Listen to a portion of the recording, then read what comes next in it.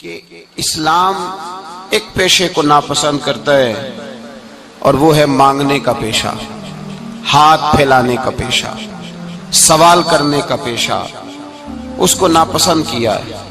باقی تو میرے حبیب پاک سید عالم صلی اللہ علیہ وسلم نے فرمایا اگر تو محنت کر کے روزی کماتا ہے تو پھر تو معمولی آدمی نہیں، پھر تو اللہ کا محبوب بن گیا ہے، پھر تو محبوب الہی ہو گیا ہے، پھر تو اللہ تبارک و تعالیٰ تجھ سے محبت فرماتا ہے۔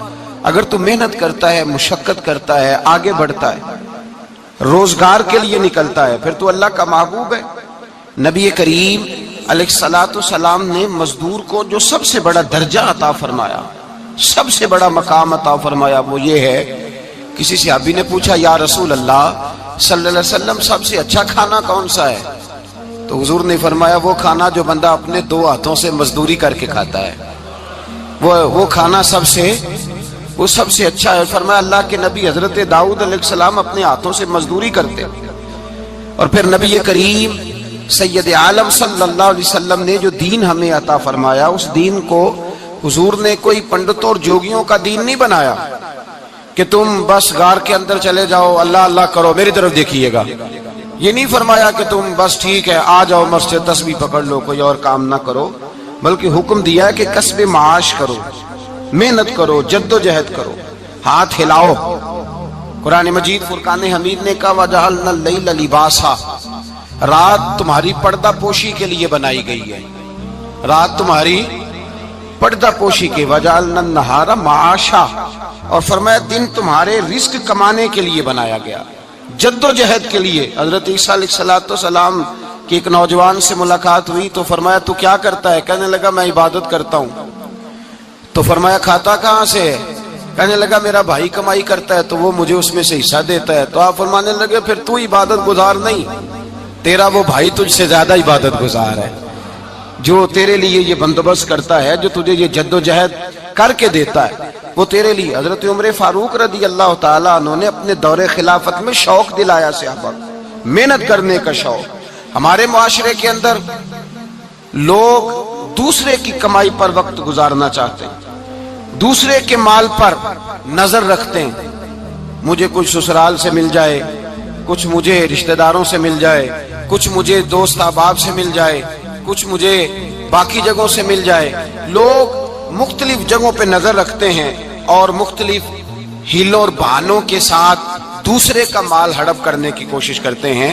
میرے حبیب کریم علیہ السلام نے توجہ دلائی صحابہ کو، مزاج عطا فرمایا۔ نبی پاک صلی اللہ تعالیٰ علیہ وآلہ وسلم نے ارشاد فرمایا، حضرت عمر کی بات کر رہا تھا، پہلے اس کو مکمل کروں۔ جناب عمر فاروق رضی اللہ تعالیٰ عنہ نے شوق دلایا صحابہ کو۔ تو ایک دن آپ گزر رہے تھے تو ایک صحابی وہ درخت لگا رہے تھے، اپنے ہاتھ سے درخت لگا رہے تھے۔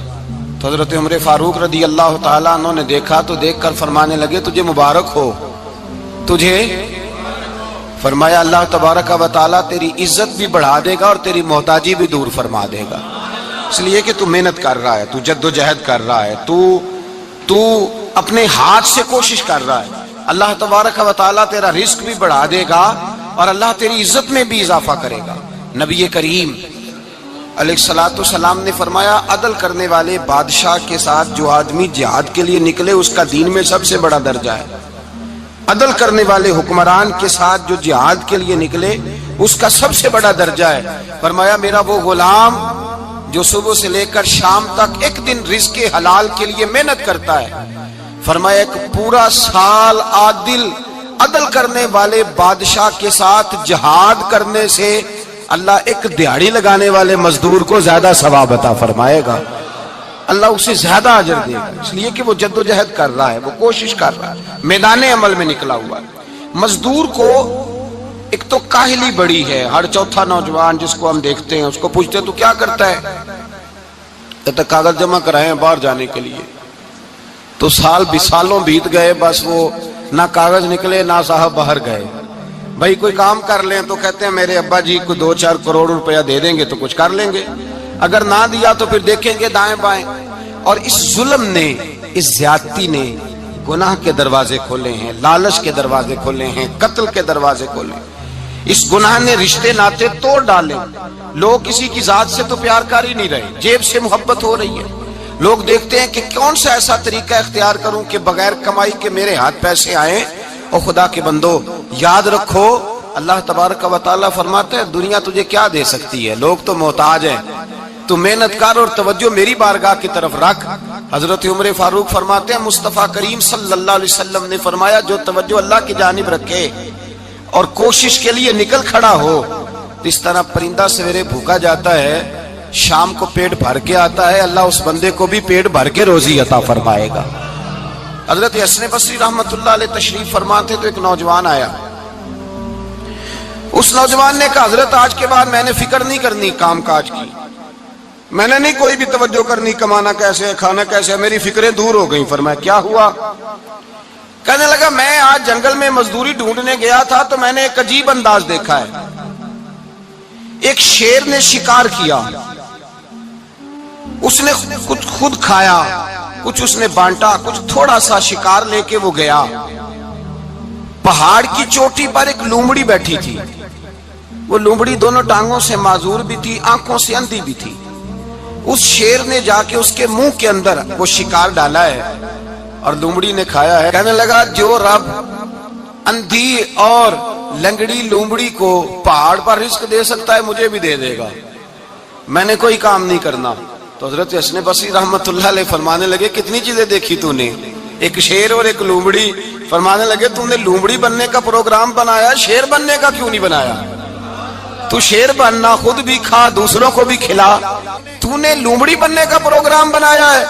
مزدوروں گویا حضرت حسن بصری فرما رہے ہیں کہ مزدور لومڑی نہیں ہوتا, مزدور تو شیر ہوتا ہے. مزدور تو یہ تو شیر ہوتا ہے, شیر. اس کا مالک جو جس نے اس کو دیہڑی پہ رکھا ہے وہ بھی مزدور کی کمائی کھا رہا ہوتا ہے, وہ بھی مزدور کی. تو مزدور تو شیر ہے, انہیں سر جھکا کے نہیں جینا چاہیے, انہیں سر اٹھا کے جینا چاہیے. یہ تو بڑے قیمتی وجود کے لوگ ہیں جو مزدوری کرنے نکلتے ہیں, ان کے کچھ حقوق ہیں, کچھ حقوق. ہمارے حکمران بھی حقوق کا تعین کرتے ہیں, کہتے ہیں 15,000 سے زیادہ, یہ جو بجٹ آیا ہے نا اس میں 15,000 سے زیادہ, کہتے ہیں مزدور کی تنخواہ 15,000 ہونی چاہیے. کتنی جی؟ 15,000 سے کون سا گھر چلتا ہے؟ ویسے مولویوں کی بھی اتنی ہے, اور میرے خیال ہے کم مولویوں کی 15,000 ہے, 10 کے قریب ہی ہے. اور اس کو بھی کہتے ہیں کہ تو بڑا کھاتا ہے, ارادہ ہے عید کے بعد تجھے چھٹی کرا دی جائے, بڑے خرچے ہیں تیرے مولوی. 15,000 روپیہ تنخواہ مزدور کی, گزارا ہوتا ہے؟ آؤ میں تمہیں وہ اس بارگاہ پہ لے جاؤں جس نے سب کو شانیں عطا فرمائی ہے. حضرت ابوبکر صدیق رضی اللہ تعالیٰ عنہ خلیفۃ المسلمین بنے. خلیفہ بنے تو سویرے جس رات خلیفہ بنے سویرے سر پہ ٹوکری رکھی, منڈی کی طرف جا رہے ہیں. حضرت عمر فاروق رضی اللہ تعالیٰ عنہ مولا علی شیر خدا کو کسی نے بتایا کہ وہ تمہارا خلیفہ تو جا رہا ہے مزدوری کرنے, وہ تو جا رہا ہے کمائی کرنے. حضرت علی شیر خدا مولا کائنات جناب فاروق اعظم دونوں نے رستے میں روکا. ابو بکر کہاں جا رہے ہو؟ فرمانے لگے کام کرنے جا رہا ہوں, مزدوری کروں گا, منڈی میں جاؤں گا, تجارت کرتا تھا اس کو جاری رکھوں گا, بچوں کا پیٹ بھی تو پالنا ہے. اب تمہاری حکومت کے پیچھے بچے تو نہیں نا بھوکے مروا لینے, میں نے کچھ کرنا تو ہے. حضرت عمر کہنے لگے چلا آ کے بیٹھ, ہم صحابہ کو اکٹھا کرتے ہیں اور مال غنیمت سے تیرا وظیفہ لگاتے ہیں, آپ کو وظیفہ ملے گا ماہانہ. تو آپ بیٹھ کر کے مسجد میں تو ڈیوٹی کریں. بیٹھ گئے, مشاورت ہوئی تو حضرت ابوبکر صدیق رضی اللہ تعالیٰ عنہ پوچھنے لگے جناب بتلائیے آپ کا کتنا وظیفہ لگایا جائے؟ تو حضرت ابوبکر صدیق فرمانے لگے اتنا لگا دو جتنی ایک مزدور کی تنخواہ ہوتی ہے. تو ایک صحابی بول کے بڑے میٹھے اور دھیمے لہجے میں کہنے لگے ابوبکر اگر تیرا گزارا نہ ہوا تو, اگر تیرا گزارا نہ ہوا تو. حضرت ابوبکر صدیق فرمانے لگے اگر میرا گزارا نہ ہوا تو میں مزدوروں کی تنخواہوں میں اضافہ کر دوں گا, اگر مزدوروں کے گھر جلنے لگیں گے تو میرا بھی چلے گا, میں ان کی تنخواہیں بڑھاؤں گا صرف اپنی. تو مزدور کے حقوق کا تعین کیا. سب سے پہلے تو میرے نبی پاک علیہ السلام نے منع فرمایا, فرمایا جس کو مزدوری پر رکھو پہلے اس کے ساتھ اجرت طے کرو. حضور صلی اللہ علیہ وسلم نے فرمایا جب تک اجرت واضح نہ ہو جاؤ کسی کو کام پر, جب تک اجرت واضح نہ ہو جائے, مکمل نہ ہو جائے کہ کیا دینا ہے, طے کریں کیا لوگے؟ جو جناب دے دیں گے لے لوں گا۔ شریعت اس کو پسند نہیں کرتی، محبوب نہیں رکھتی۔ پہلے اس کے ساتھ پہلا حق مزدور کو یہ دیا کہ اس کی اجرت پہلے، بولیے اجرت پہلے اجرت طے ہوگی، یہ پہلا حق ہے۔ اور مزدور کا دوسرا حق کیا بیان کیا میرے نبی پاک نے؟ فرمایا جب، اور یہ ایسی اعلیٰ بات ہے کہ جتنے حقوق لکھنے والے ہیں نا، جتنے بین الاقوامی سطح پر انسانی حقوق کا چارٹر بنانے والے ہیں، وہ کہتے ہیں کہ یہ ایسا نقطہ حضور نے بیان کر دیا ہے کہ اس سے آگے کو بڑھ ہی نہیں سکتا۔ یہ ایسی بات ہے کہ جس کی شرح بھی کوئی نہیں کر سکتا۔ میرے حبیب کریم علیہ الصلوۃ والسلام نے فرمایا پہلے طے کرو، اور کیا خوبصورت لفظ ہے، قانون بنا دیا۔ فرمایا جب مزدور مزدوری کر لے تو اس کا پسینہ خشک ہونے سے پہلے اسے ادا کر دینا۔ اس کا پسینہ خشک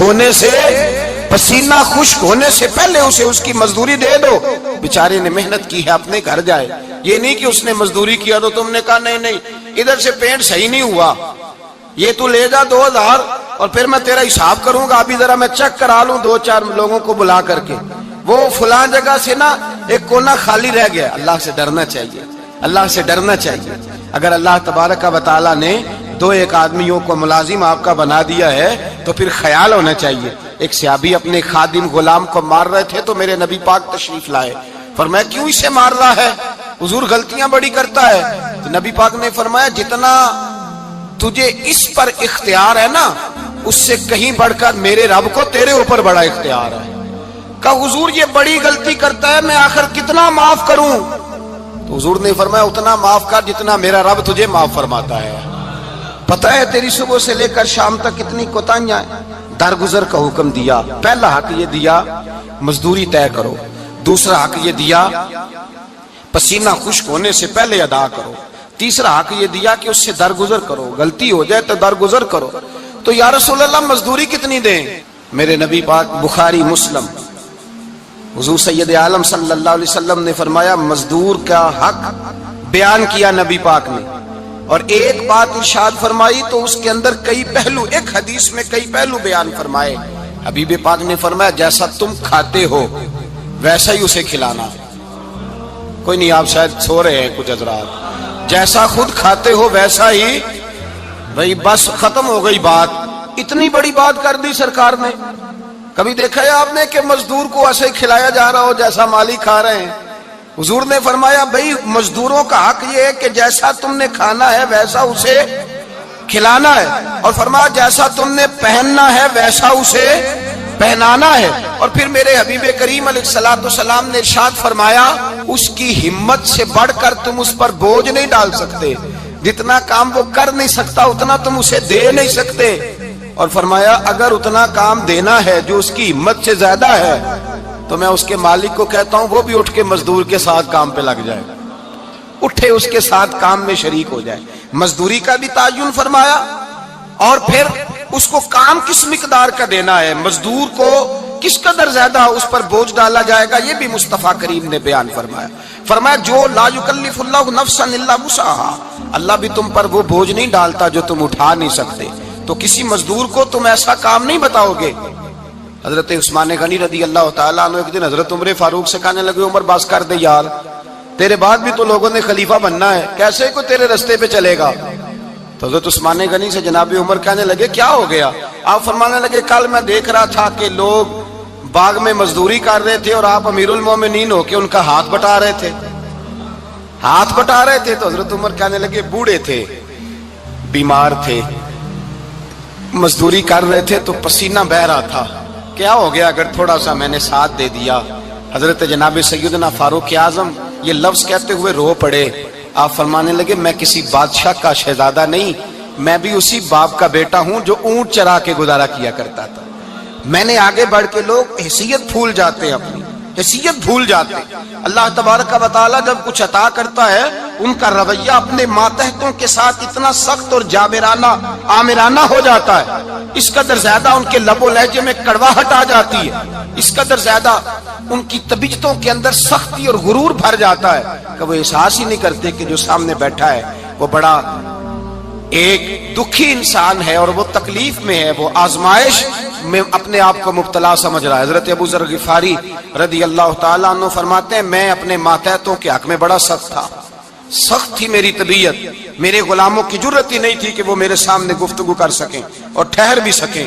فرماتے ہیں جس دن میں کلمہ پڑھنے گیا، جس دن میں حضور کی بارگاہ میں، تو میں نے کہا حضور کوئی خاص نصیحت؟ تو نبی پاک نے فرمایا میری نصیحت تیرے لیے یہ ہے کہ جیسا تو نے کھانا ہے ویسا ہی غلام کو کھلانا ہے، جیسا تو نے پہننا ہے ویسا ہی غلام کو پہنانا ہے۔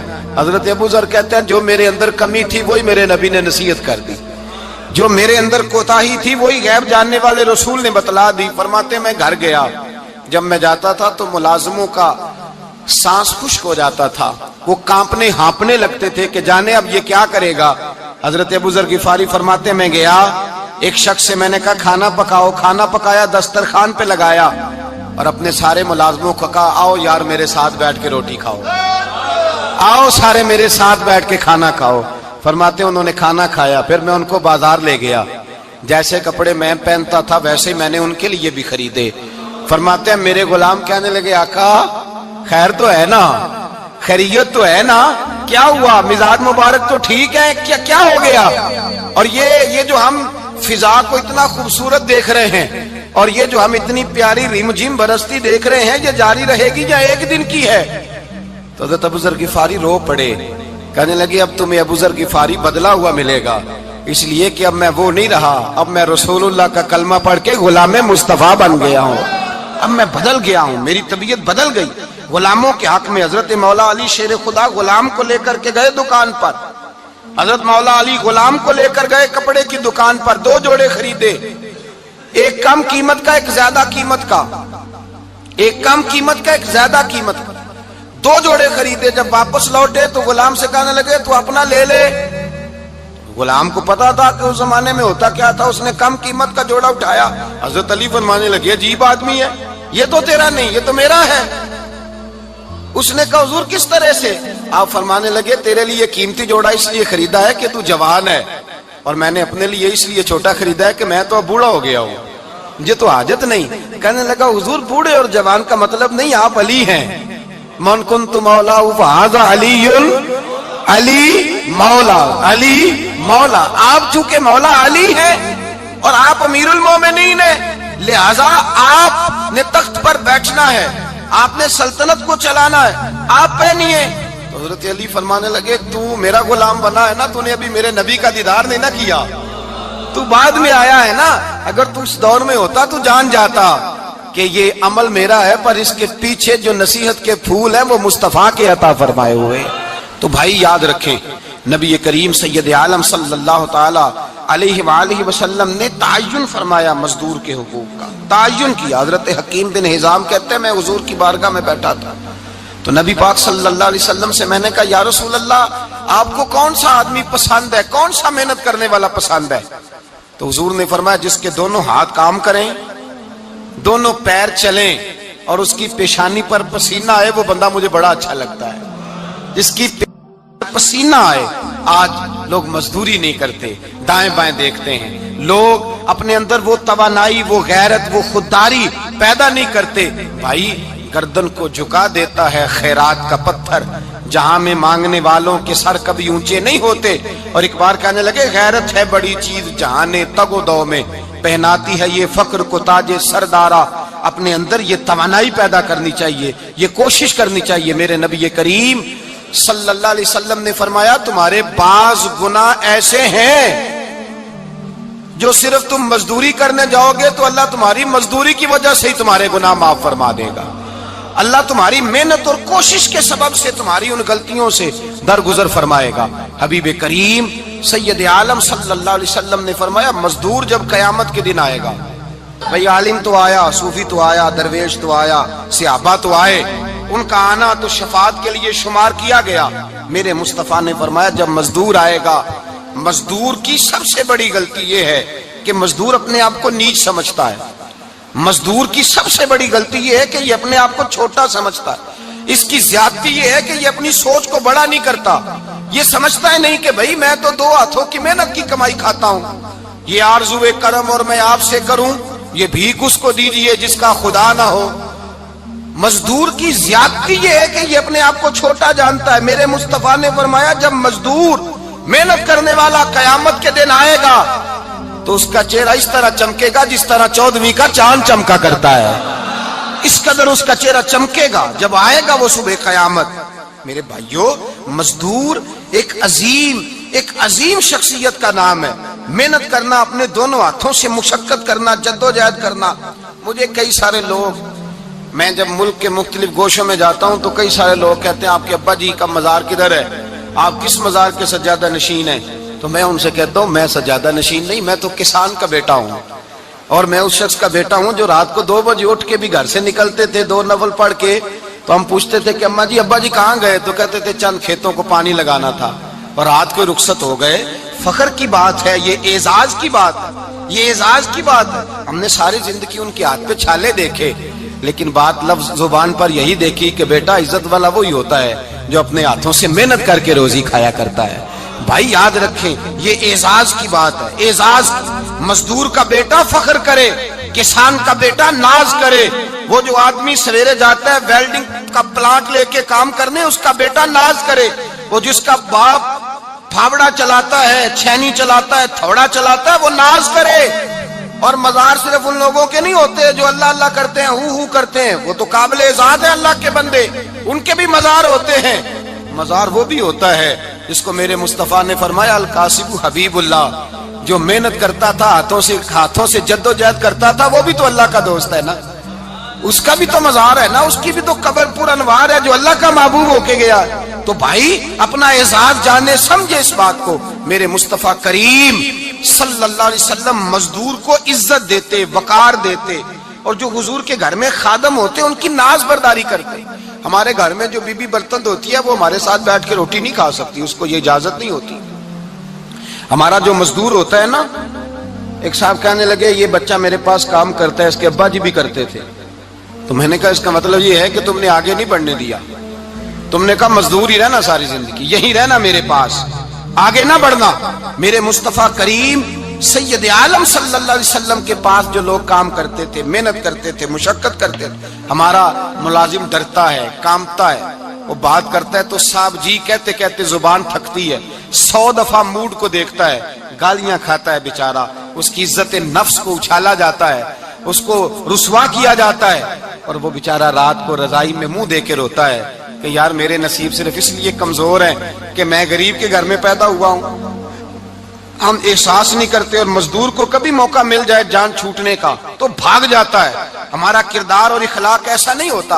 हजरत ज़ैद बिन हारिसा रसूलुल्लाह के गुलाम थे, नबी पाक के घर में झाड़ू देते थे, बर्तन मांजते थे। ये बचपन में अपने कबीले से गुम हो गए थे, किसी ने अगवा करके ला करके बेच दिया, गुम हो गए थे। हुजूर की बारगाह आली मर्तबत में लाए गए। हजरत ज़ैद बिन हारिसा सारा दिन काम काज करते।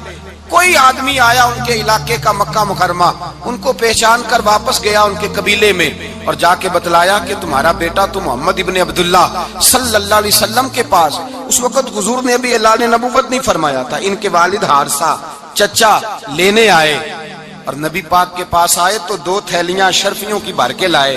कहने लगे हुजूर ये पैसे ले लें, 2 थैलियों में पैसे डालें, दिनार है, दिरहम है, हुजूर ले लें, हमारा बेटा दे दें। नबी पाक सल्लल्लाहु अलैहि वसल्लम ने फरमाया तुम्हें गलती लग गई है, पैसे पीछे हटाओ, मैं ज़ैद को बुलाता हूं, मैं ज़ैद को, इधर देखिएगा, मैं ज़ैद को, मैं उसे बुलाता हूं, अगर वो जाना चाहे तुम्हारे साथ तो मुझे एतराज नहीं, ले जाना। चचा और बाप कहने लगे आप अजीब बात करते हैं, वो गुलामी छोड़ के नहीं जाएगा। आप अजीब बात करते हैं, वो मजदूरी छोड़ के बादशाही इख्तियार नहीं करेगा।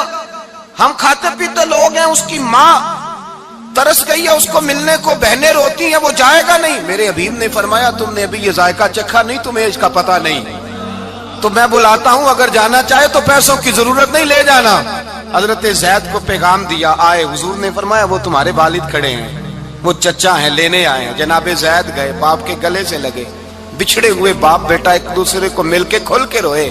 का बेटा तेरी माँ की आंखें पत्थर हो गई तेरा रास्ता देख के, तेरी बहनें तरसती हैं तेरे चेहरे के दीदार को, بیٹا وہ گلیاں بھی روتی ہیں جن میں تو کھیلا کرتا تھا، پر اب فکر کی بات کوئی نہیں، اب کوئی پریشانی نہیں، میں پیسے لایا ہوں تجھے لے جاؤں گا۔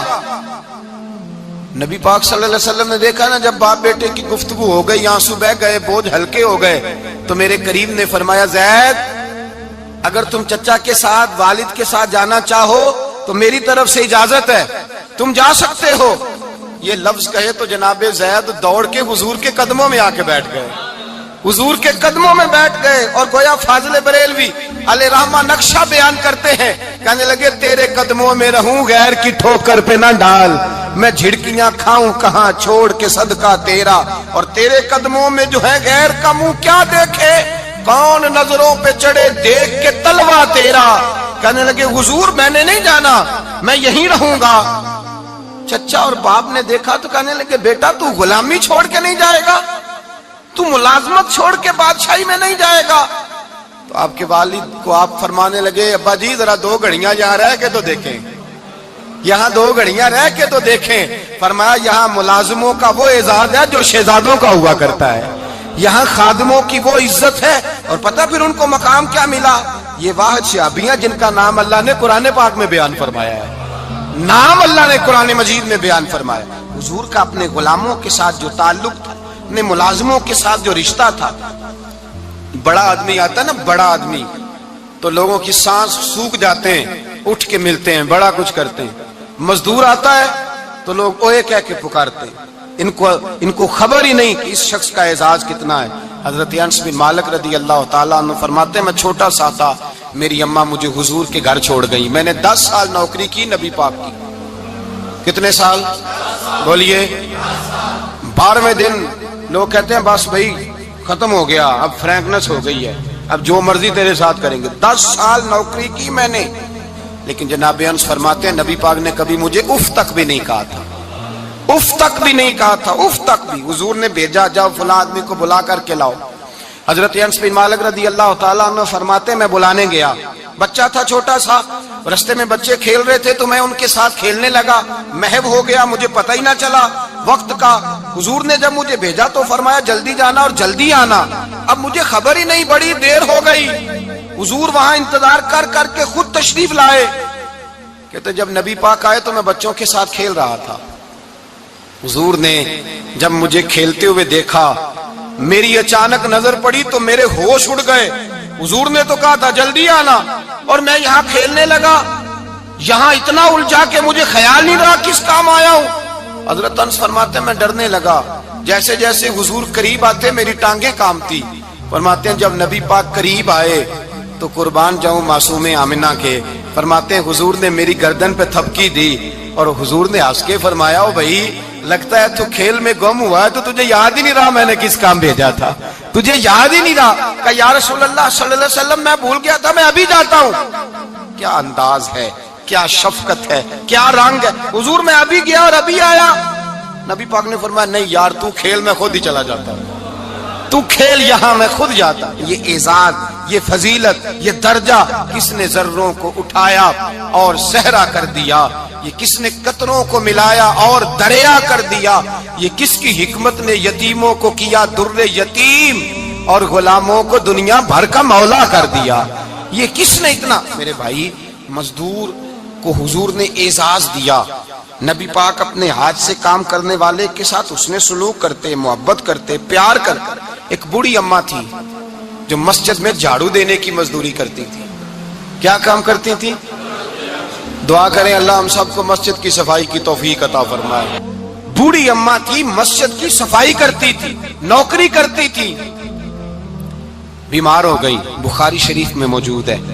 اللہ کے محبوب صلی اللہ علیہ وسلم روز تیمارداری کرنے جاتے۔ ایک وقت ایسا آیا کہ دن میں 2 مرتبہ حضور تیمارداری کرنے جاتے۔ ایک شام نبی پاک نے فرمایا اس کا انتقال ہو جائے تو مجھے اطلاع کرنا۔ صحابہ کہتے ہیں رات کے وقت ان کا انتقال ہوا، ٹھنڈ کا موسم تھا، ہم نے حضور کو تکلیف دینا مناسب نہ سمجھا، ہم نے دفن کر دیا۔ سویرے اللہ کے حبیب نے پوچھا تم نے مجھے اطلاع کیوں نہیں دی؟ حضور سردی بڑی تھی۔ کون جاتا ہے مزدوروں کے جنازوں میں؟ کون جاتا ہے مزدوروں کے جنازے میں؟ یہاں تو اب جنازے بھی سیاسی ہو گئے ہیں، اب تو کوئی بہت بڑا امیر آدمی فوت ہو جائے تو وہاں رش ہوتا ہے، وہاں رش ہوتا ہے۔ गरीबों का तो जनाजा भी कोई नहीं पढ़ता। हजरत जनाब सैयदना अबू हुरैरा रदी अल्लाह ताला अन्हु फरमाते हैं, हुजूर ने फरमाया मुझे इत्तिला क्यों नहीं दी, तुम्हें उसके एजाज का नहीं पता? वो मजदूर थी, मस्जिद में झाड़ू देती थी, तुमने खबर ही नहीं दी। हुजूर विशाल हो गया, फरमाया चलो मुझे बताओ कब्र कहाँ है। हुजूर सारा कुछ जानते हैं, लेकिन ये सारी तमीद इसलिए बयान की कि एक मजदूर की शान वाज़े हो जाए। फरमाया बताओ कब्र कहाँ है। सहाबा कहते हम कब्र पे ले गए तो मेरे नबी ने फरमाया सफे बनाओ, मैं दोबारा जनाजा पढ़ाऊंगा। मैं दोबारा जनाजा नहीं हो सकता। उस वक्त हो सकता है जब वारिस ने ना पढ़ाओ, फिर दूसरा जनाजा जायज है। वारिस ना पढ़े तो उससे पहले 20 जनाजे भी हो जाएं, तो जब वारिस पढ़ ले फिर दूसरा जनाजा नहीं हो सकता। हुजूर ने दूसरा जनाजा इसलिए पढ़ा है कि हुजूर अपनी सारी उम्मत के वारिस हैं, नबी पाक सारी उम्मत के वारिस हैं। फरमाया पर बनाओ सफे, मैं जनाजा पढ़ाता हूं। मजदूर को एजाज दिया, प्यार किया। हजरत अब्दुर्रहमान इब्ने औफ रदी अल्लाह ताला अन्हु फरमाते हैं, एक दिन मेरा दिल किया था कि मैं गरीब हो जाऊं। क्या हो जाऊं? आप अपने लिए दुआ ना करें, लेकिन हजरत अब्दुर्रहमान इब्ने औफ के अल्फाज तो दोहराएं। वो क्या कह रहे हैं कि मेरा दिल करता था मैं अल्लाह। एक दिन मेरा, बड़े अमीर आदमी थे ना, सहाबा में सबसे ज्यादा अमीर, फरमाने लगे एक दिन मेरा दिल किया मैं गरीब हो जाऊं, गुर्बत पसंद कर लूं। असल में गरीब को अपनी शान का नहीं ना पता। इसे जिस दिन पता चल गया कि मैं गरीब की अजमत कितनी है, गरीब हर वक्त अपने आप को कोसता ही रहता है। और मैं अक्सर कहता हूं कि ये बड़े का कसूर नहीं कि उसने तुझे छोटा जाना है, ये तेरा कसूर है। तू एहसास कमतरी में क्यों मुब्तला हुआ? तूने अपने आप को छोटा क्यों जाना? तूने अपने आप को कमजोर क्यों समझा? तूने क्यों समझा कि मैं मजदूर हूं तो मेरी इज्जत ही कोई नहीं, मेरा मकाम कोई नहीं? क्यों तूने ऐसा समझा अपने लिए? हजरत अब्दुर्रहमान, मेरे भाई याद रखें, जब गरीब को पता चले मेरी शान क्या है, मेरे नबी पाक ने फरमाया मैं गरीबों के बीच आया हूं, मैं गरीबों में रहा हूं, मेरे दाएं बाएं गरीब रहते हैं, और कयामत के दिन जब मैं जन्नत में जाऊंगा तो मेरे आगे पीछे गरीब लोग ही होंगे, मैं गरीबों के साथ मिलकर जन्नत में जाऊंगा। हजरत अब्दुर्रहमान इब्ने औफ कहते हैं एक दिन मेरा भी दिल किया था, ये सबसे अमीर थे सहाबा में, और हुजूर ने फरमाया तू पक्का जन्नती है, पर सबसे आखिर में जन्नत में जाएगा, इसलिए कि जितना माल है उतना हिसाब भी तो देना है ना, पक्के। हजरत अब्दुर्रहमान इब्ने औफ कहते हैं एक दिहाड़े दिल किया था कि मैं माड़ा होता, मैं गरीब होता, मैं गरीब होता, ये दिल किया मेरा। कहा किस तरह? फरमाने लगे एक मजदूर सहाबी थे, हजरत साद अंसारी नाम था, वो हुजूर से मिलने आए। जब उन्होंने हाथ मिलाया ना नबी पाक से, तो हुजूर ने उनका हाथ थाम लिया। गरीबों कमाल कर दी मेरे मुस्तफा करीम ने, नबी पाक ने हाथ थामा, हुजूर ने हाथ, आपको इस बात की लज्जत नहीं आई शायद, नबी पाक ने हाथ थामा मजदूर का। मजदूर कहते मैंने छुड़ाना चाहा तो हुजूर ने पकड़ लिया दबा के, और जब थाम लिया तो मैं ठहर गया, मैं अपनी किस्मत पे नाज करने लगा। हुजूर ने मेरा हाथ खोला, कहते हाथ पे छाले थे, जगह जगह छाले बने हुए थे। तो नबी करीम सल्लल्लाहु ताला अलैहि वसल्लम ने हाथ खोल के फरमाया साद ये क्या हुआ? अर्ज की हुजूर गरीब हूं, बूढ़े माँ बाप हैं, छोटे छोटे बच्चे हैं, बहन भाइयों के हुकूक हैं, बीवी के मुंह में हलाल का लुकमा देना होता है। या रसूल अल्लाह फावड़ा लेके, कई लेके, कुदाल लेके, बेलचा लेके मजदूरी करता हूँ, मैदान में निकलता हूँ, सुबह से गया था अब आया हूँ, हाथों में निशान पड़ गए हैं। हजरत अब्दुर्रहमान इब्ने औफ फरमाते हैं जिसके कदम चूमने को दुनिया तरसे, उस रसूल ने सर मुबारक झुकाया और गरीब के हाथ को चूम लिया। नबी पाक ने बोसा दिया और फिर फरमाया क्या? फरमाया ये वो हाथ हैं जिनसे खुदा भी प्यार करता है, मोहम्मद मुस्तफा भी मोहब्बत फरमाते हैं। नबी रहमत अलैहिस्सलाम ने फरमाया ये तेरा वो हाथ है जिससे अल्लाह भी प्यार करता है और अल्लाह का। तो मजदूर को फिर नाज करना चाहिए कि परेशान रहना चाहिए? बोले ना, मजदूर को नाज करना चाहिए ना, उसको अपना हाथ खोल खोल के देखना चाहिए और उसे कहना चाहिए अल्लाह ने मुझे वो हाथ अता फरमाया जिससे रब भी प्यार करता है, मुस्तफा भी प्यार करते हैं। उसे तो एजाज समझना चाहिए, फजीलत जाननी चाहिए, उसे तो नाज करना चाहिए। अल्लाह तबारक व तआला ने मुझे ये एजाज दिया है। किसान जो खेतों में मजदूरी कर रहा है, वो मजदूर जो किसी फैक्ट्री में गया है, रिज़्क़े हलाल की तलाश में निकला है, उसे तो मेरे भाई नाज करना चाहिए, उसे तो खुश होना चाहिए कि अल्लाह ने मुझे ये फजीलत दी। तरसते हुए गरीब, जानबूझ के अपने आप को परेशान रखते हुए लोग अगर जान जाएं कि फजीलत क्या है, अजमत क्या है, और फिर गुलाम के साथ सलूक क्या करना है, ایک یہودی کا بیٹا نبی پاک کی خدمت کرتا تھا اکثر. یہودی کا بچہ، وہ بیمار ہو گیا، روز آتا تھا، چھوٹے موٹے کام کرتا تھا، بیمار ہو گیا. حضور نے فرمایا چلو تیمارداری کرنے چلتے ہیں. کس کی؟ جی غلام کی، نوکر کی.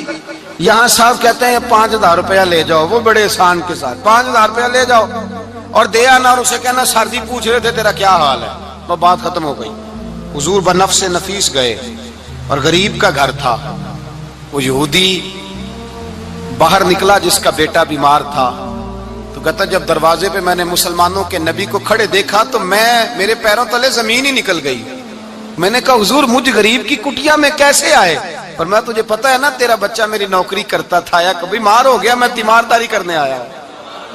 وہ یہودی کہتا مجھے خیال یقین ہی نہ آئے کہ میرے گھر میں حضور، تو امیر حرم، میں غریب بے نوا، تو کجا من کجا، میرے گھر میں حضور آئے.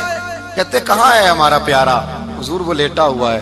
صحابہ کہتے ہیں نبی پاک سرانے گئے تو اس کا آخری وقت تھا، تھوڑا سا ٹائم تھا. میرے مصطفیٰ نے فرمایا تو میری نوکری کرتا تھا، آج میں تیری تیمارداری کرنے آیا ہوں. غلاموں سنو، جو رسول اللہ کی نوکری کرے آخری وقت آئے تو اللہ کے رسول پہنچ جایا کرتے ہیں، حضور پہنچ جایا کرتے ہیں. نجم کی ہے خدا آرزو ہے یہی، عاشق زار کی آبرو ہے یہی، موت کے وقت سر ان کے قدموں میں ہو، دید ہوتی رہے دم نکلتا رہے. حضور پہنچ جاتے ہیں. نبی پاک تشریف لائے، بیٹھے سرانے. حضور نے جب اپنا برف سے ٹھنڈا اور کستوری سے زیادہ خوشبو والا ہاتھ اس کے بالوں میں پھیرا، آنکھیں کھولی، حضور نے فرمایا چل کلمہ پڑھ جا، چل میرا کلمہ پڑھ جا. ساری دنیا در رسول پہ آ کے کلمہ پڑھے اور حضور اسے کلمہ پڑھانے گھر تشریف لے گئے. یہ ایک مزدور کو، ایک محنت کرنے والے کو اعزاز دیا. گھر گئے، کلمہ پڑھ لے. اس نے اپنے والد کی طرف دیکھا اور والدہ کی طرف دیکھا. ماں باپ یہودی ہیں، رونے لگے، کہنے لگے بیٹا یہ ہم سے زیادہ بڑھ کر تیرے حق میں خیر خواہ ہے، جیسے کہتے ہیں کر لے.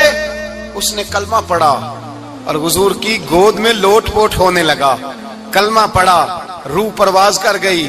شارحین کہتے ہیں جب نبی پاک وہاں سے نکلے تو حضور نے فرمایا اٹھاؤ اس کی میت کو.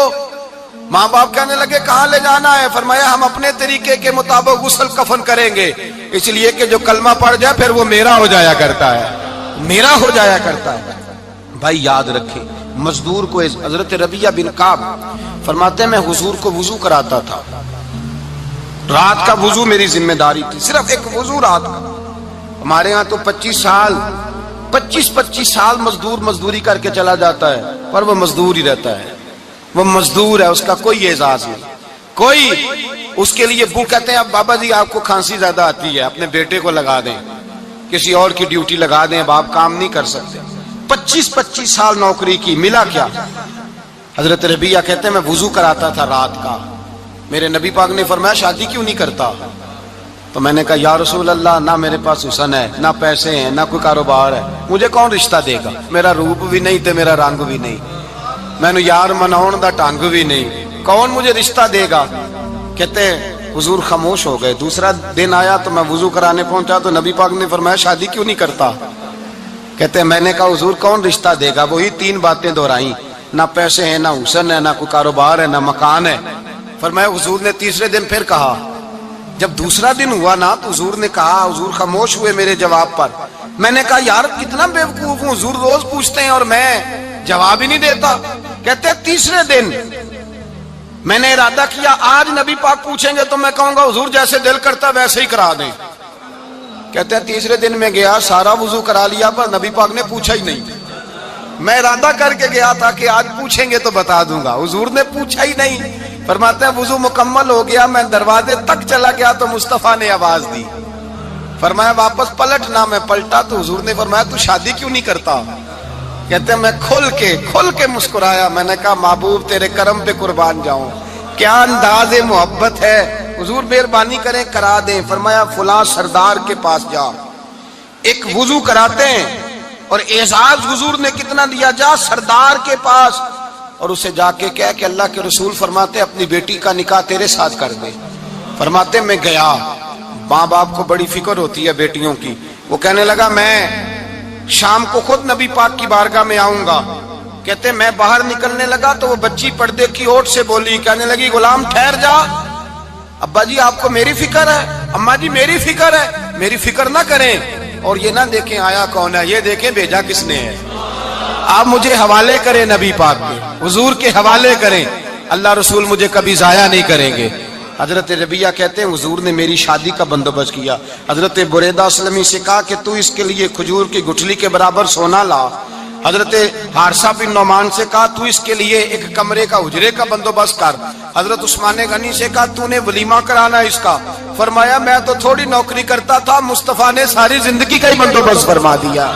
یہ مزدور کے ساتھ حضور کا انداز ہے. پہلے میں نے شروع میں کہا کہ مزدور اس بات کو سمجھتا ہی نہیں کہ اس کا مقام کتنا, وہ اس بات کو جانتا ہی نہیں اللہ نے اسے اعزاز کتنا دیا ہے. ملت کا جوان سب سے پہلے تو کبھی کسی کی جیب کی طرف نہ دیکھے. اور یہ بات یاد رکھ لیں, درجنوں بزرگوں کے ارشادات کی روشنی میں ایک موٹی بات بیان کر رہا ہوں. توجہ ہے میری بات پر؟ جس کی توجہ دوسروں کی جیب پہ ہوتی ہے وہ رسوا ہو جاتا ہے. کاہل لوگ جو زندگی میں صرف ہاتھ پھیلانے کے عادی ہوتے ہیں, ان کے دامن میں سوائے رسوائی کے کچھ نہیں آتا, ان کے حصے میں سوائے بدنامی کے کچھ نہیں آتا. اور جو اپنی بازو کی قوت کے زور پر, اقبال کہتے ہیں اپنی دنیا آپ پیدا کر اگر زندوں میں ہے, سر آدم ہے ضمیر کن فکاں ہے زندگی. اپنے لیے خود جینا سیکھیں, ملت کے لیے کچھ کرنا سیکھیں. معاشرے کے اندر اس سے ادھار پکڑ کے اس کو دے دیا, تو اس سے پکڑ کے اس کو دے دیا. 2 دن اس کے پاس چلے گئے لینے, تو 4 دن اس کے پاس چلے گئے. کبھی کو دوست باہر سے آ گیا تو اس کے پیچھے بھاگنے لگے, چاپلوسی کرنے لگے. 2-4 جوڑوں کی خاطر, ایک موبائل کی خاطر چھوڑیں اس دھندے سے باہر آئیں. میں نے کہا ایک پیشہ برا ہے, ایک پیشہ, اور وہ ہے ہاتھ پھیلانا. باقی کوئی پیشہ برا نہیں. 18 گھنٹے مزدوری کرو, نکلو باہر, نکلو میدان میں آؤ, جدوجہد کرو, مزدوری کرو جب تیرا ہاتھ مزدوری تک جائے. اور یاد رکھو رزق حلال کھانا ہے اور رزق حلال ہی کھلانا ہے. یہ وقار ہے, رزق حلال مومن کا وقار ہے. جو لوگ لقمہ حرام کھاتے ہیں وہ اپنا وجود کھو بیٹھتے ہیں, روحانی طاقتیں کھو بیٹھتے ہیں. میرے اعلیٰ حضرت رحمت اللہ علیہ فرماتے ہیں جس کا نماز میں دل نہ لگے, جس کا مسجد جانے کو دل نہ کرے, جس کا عبادت پہ توجہ نہ ہو, جس کا دین کی طرف رغبت نہ ہو, اسے غور کرنا چاہیے کہ اس کا کئی رزق میں لقمہ حرام تو شامل نہیں ہو گیا.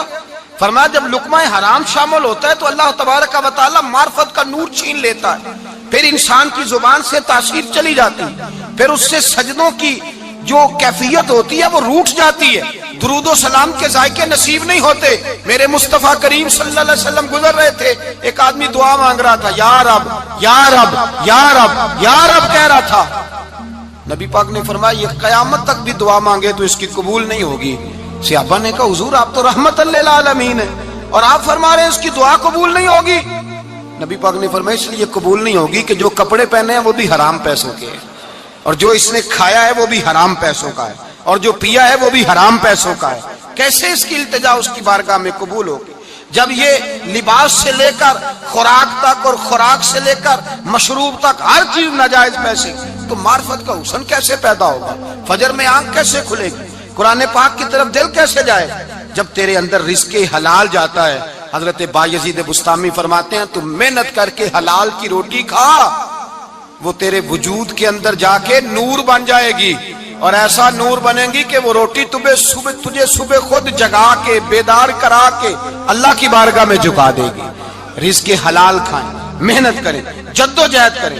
حاتم طائی بہت بڑا سخی تھا. کسی شخص نے ایک دن حاتم طائی سے پوچھا کہ تو نے کبھی اپنے سے بھی بڑا سخی دیکھا ہے؟ کہنے لگا ہاں میں نے اپنے شہر کا ایک بابا دیکھا تو مجھ سے بھی زیادہ سخی ہے, مجھ سے بھی زیادہ سخی, مجھ سے بھی زیادہ تھا, تجھ سے زیادہ. کہنے لگے میں نے سارے شہر کی دعوت پکائی, چھوٹے بڑے امیر غریب سارے آئے, دعوت پکائی سارے شہر کی, سب لوگ آئے, ہر آدمی کو میں نے بلایا, علماء کو, ادیبوں کو, شاعروں کو, تاجروں کو, صنعت کاروں کو, سب کو دعوت دی. میں نے سوچا کہ ذرا دیکھوں تو صحیح پلٹ کے کوئی رہ تو نہیں گیا جو آیا نہ ہو. چہرے پہ میں نے نقاب ڈالا اور میں باہر نکلا.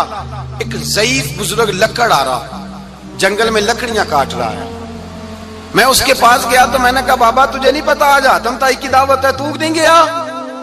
کہنے لگا بیٹا مجھے خبر آئی تھی, اطلاع ملی تھی, پر میں نہیں گیا. تو کیوں نہیں گیا؟ کہنے لگے مجھے ہاتھ کی کمائی کر کے کھانے کا چسکا لگ گیا ہے.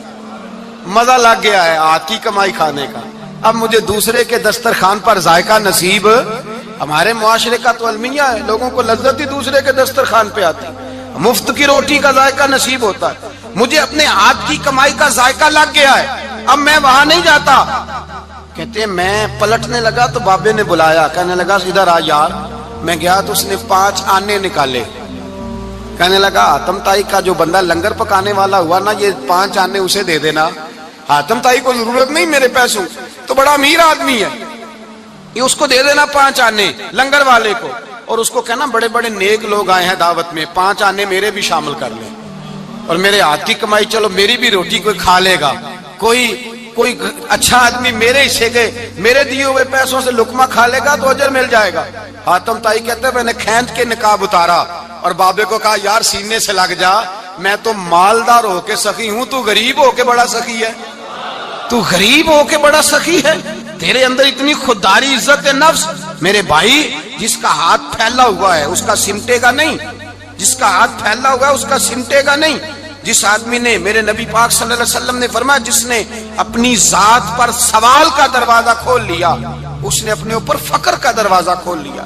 सवाल का मुझे दे दो, मुझे दो लाइनें लगी हुई हैं। भाई याद रखें, इस बात को जरूर समझें, खुददारी पैदा करें, इज्जत नफ्स पैदा करें, वकार पैदा करें, अपने अंदर तवानाई पैदा करें, 2 हाथों से मेहनत करके जद्दोजहद करके आगे बढ़े, बल्कि खाएं भी खिलाएं भी, अपने ऊपर भी खर्च करें, अल्लाह के दीन के लिए भी खर्च करें, अपनी जिंदगी वकार वाली बनाएं।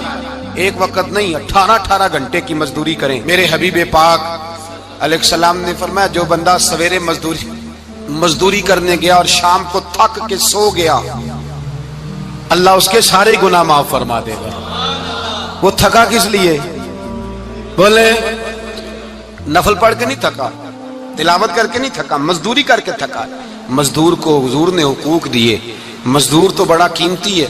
नबी पाक के ज्यादातर सहाबी काश्तकार थे, ज्यादातर सहाबी हुजूर के काश्तकार थे, खेती बाड़ी करते, मजदूरी करते थे अपने हाथों से। और जितने बाकी भी सहाबा थे, मालदार, उस्मान गनी भी अपने हाथों से काम करते, हजरत अली मुर्तजा भी दस्ते मुबारक से काम करते थे, अबू बकर सिद्दीक भी खुद जाते थे बकरियों का दूध धो के लाते।